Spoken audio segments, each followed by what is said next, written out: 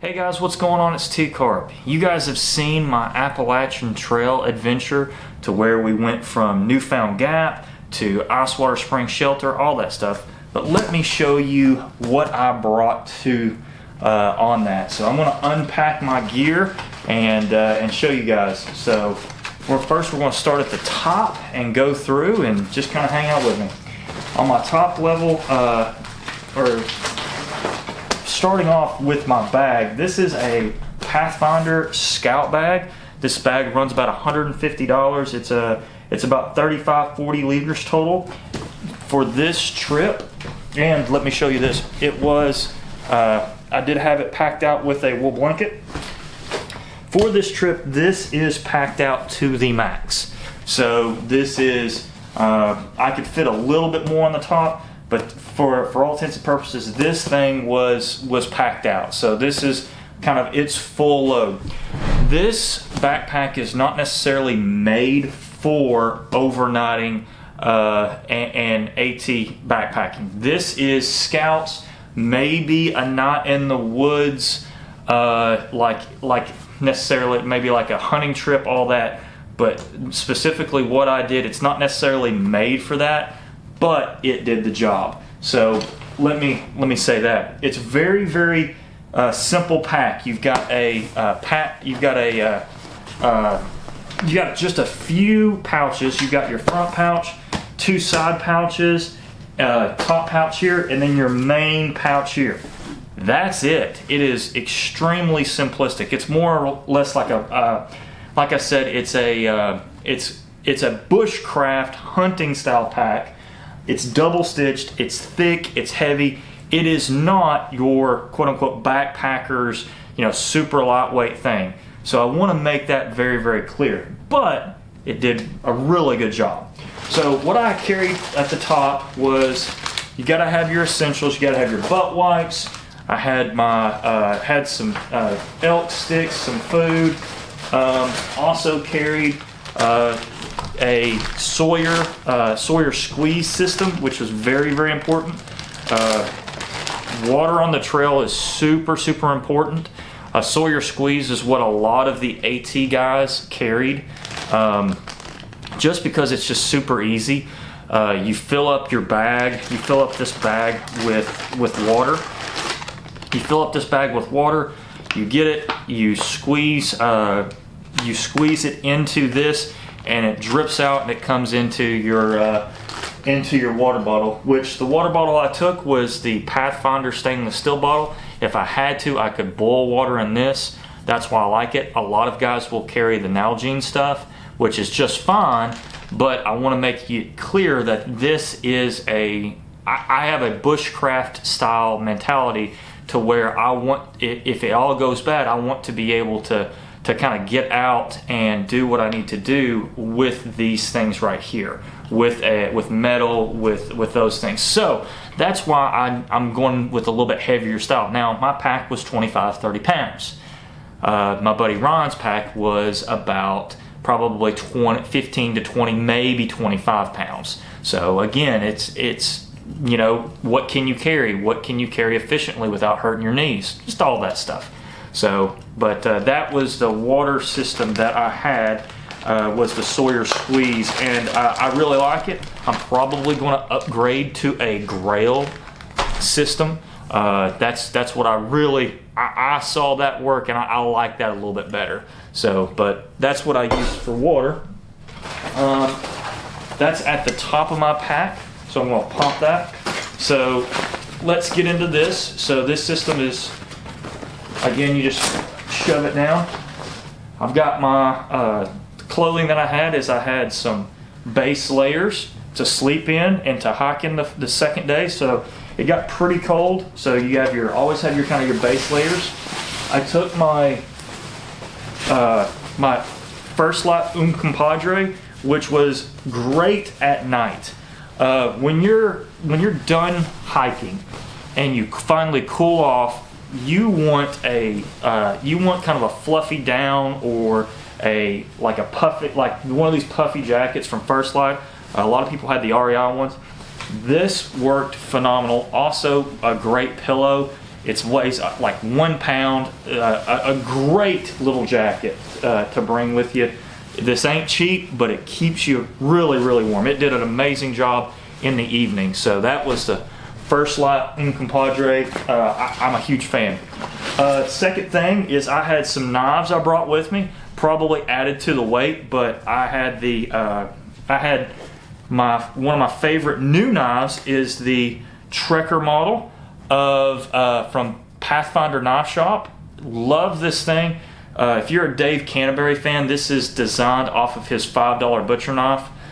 This is 1095 steel, really nice wooden barrel handle, which I did like because I brought another knife. I brought was the SEJG5. Show you guys that. And I really did like this, but I wanted to, and I like the scales. I like the handle scales, but using both of them and kind of playing around at night, I really, really liked this.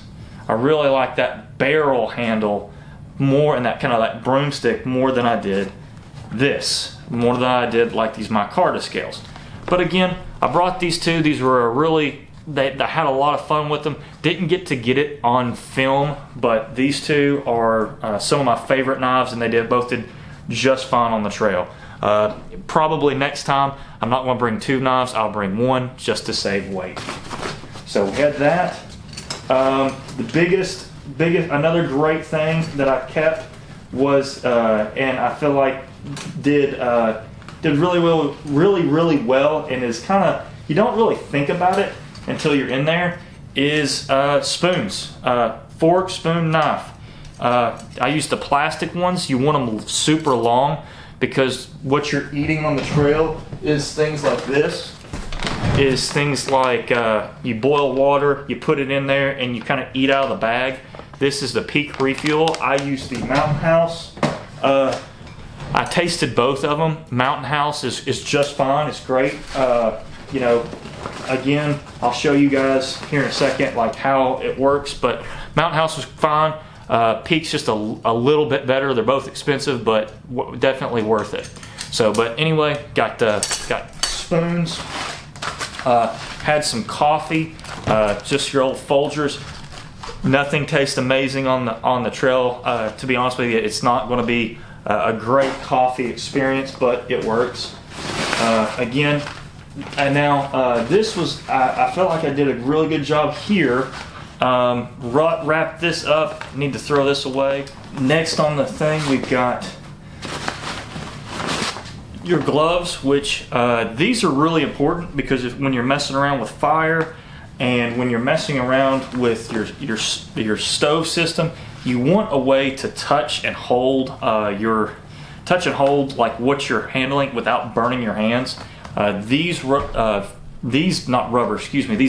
gloves are the thing. Again, they're a little weighty, but again, in my opinion, worth it. What I also brought that I thought was good, MSR stove, or basically fuel, and let's see if I've got it in here.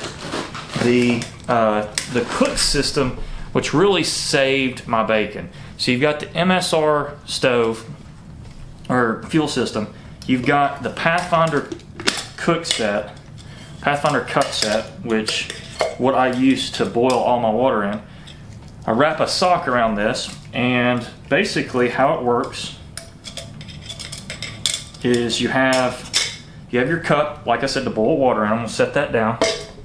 You've got your cook stuff. You got your cook stove or your fuel, and you can get whatever little stove you want. This was my dad's Peak from Coleman, and you just basically you just screw it on as such. You hear it connecting. It folds out like that. So what you can do, set it on top of there, and there she goes. You know, you can light it and all that stuff. That's why you have the gloves.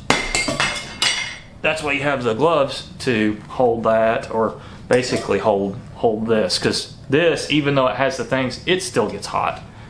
But this worked really, really well. There's lighter stoves out there this worked great. Like no complaints. So you just unscrew that, and it worked. And like I said, it just works.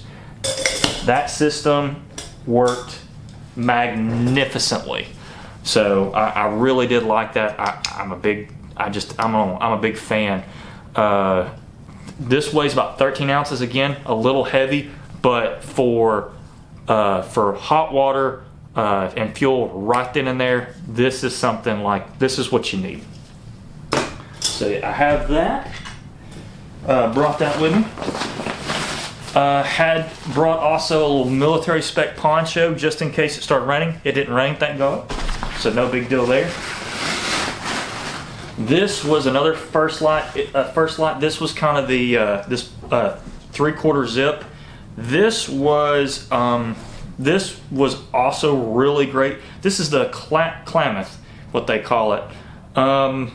This worked great. This was a great, just a little undergarment with my own compadre, just to enjoy, just to be comfortable. Again, not super lightweight, but just worth it. Just absolutely worth it, guys. So highly recommended. This was something that my dad had. This was a blow up sleeping pad. Not super lightweight, but really nice and convenient. How it works is you pump it up like this. You start squeezing that, and it pumps this entire thing up, basically like an air mattress. So it worked. I'm a side sleeper. It did for what this is. It did a really great job of keeping my hip off of the wooden surface, the wooden platform that we sleep on. So kudos to this. I love the fact, everybody's blowing and I'm just having to squeeze that, and it, like I said, it just worked really, really well. So let's see here. On loan, I had I used a Hanuk Extreme Light sleeping bag. This is comfortable at a rating of 5 degrees Celsius. This was warm at 12 degrees, and it's going to be cold at 0 degrees Celsius. So 32, kind of like a 32 degree bag. It'll keep you alive at 32 degrees, but it ain't going to keep you warm, if that makes sense. So this was a pretty great little system here. And this was on loan by my mother-in-law. Worked great. No complaints. Got a little chilly if I just used this, but with my wool blanket, I was sweating. So and had to kind of figure out, like, take clothes off, kind of figure out what worked, because temperatures change. Like, it gets really hot. It's sunset. It's a little bit warmer, and then through the night it kind of cools off. So you got to kind of figure out what works. So, but this not a bad bag at all to use for the situation. Use that. Definitely you want to have a little toboggan to use to cover your ears.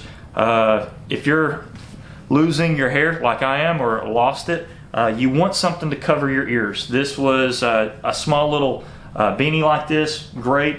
Had some socks to hike in. You always want extra socks. Extra socks. That you have that, and I think. And then you have this, which highly underrated. This isn't super expensive. This is a little black diamond headlamp. Super quick, easy, and simple. You want headlamps because it gets dark and there's no light, guys. There's absolutely no light.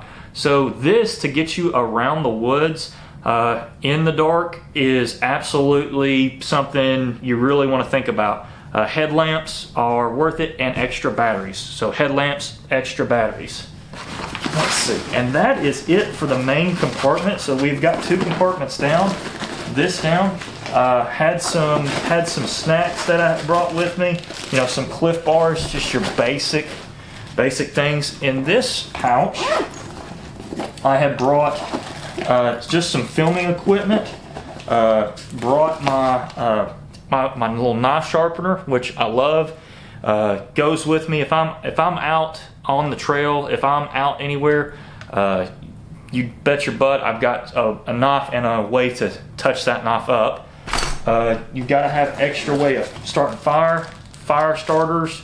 I've got your Bic lighter, and then just some batteries, stuff like that for the GoPro. And then at the bottom, I have my wool blanket. Let me show you guys that. So I've got that